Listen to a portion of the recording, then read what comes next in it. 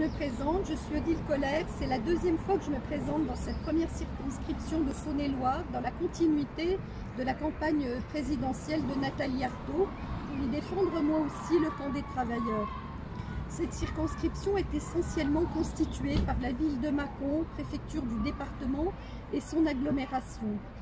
On y trouve beaucoup de services administratifs, comme la cité qui recoupe plusieurs services, dont le ministère du Travail, et aussi tous les services CPAM, Pôle emploi, CAF, qui sont fréquentés aussi bien par les Mâconnais que par les habitants de la circonscription et aussi ceux du département.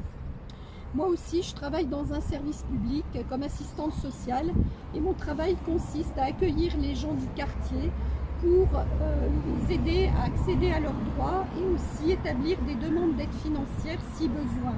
Je travaille dans un quartier pauvre aussi de la ville et je considère que la situation se dégrade beaucoup dans les quartiers parce que l'État ne construit pas assez de logements sociaux. Beaucoup de familles sont en attente et également quand on a besoin de faire des travaux dans son logement, les délais se sont rallongés parce qu'il n'y a pas non plus assez de personnel dans les offices HLM.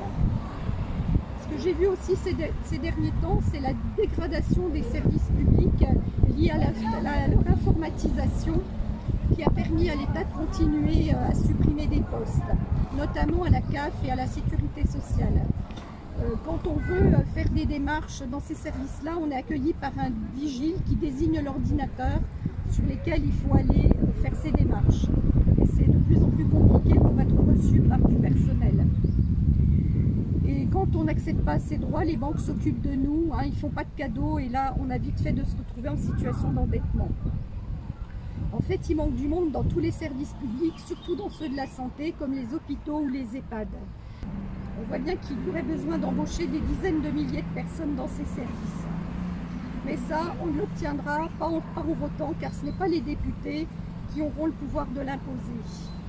On l'obtiendra que si les travailleurs mènent des luttes massives dans tout le pays. Car ce qui change quand on regarde l'histoire, c'est quand la population entre en lutte, comme en juin 36 ou en mai 68. Et c'est bien ce qu'il faudrait faire.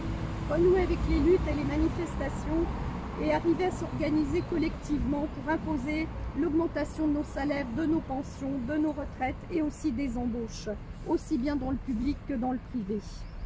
Je suis convaincue que s'ils en ont conscience, les travailleurs ont la force non seulement d'imposer tout cela face au grand patronat, mais aussi de changer la société et qu'on ne s'en sortira pas autrement qu'en luttant collectivement.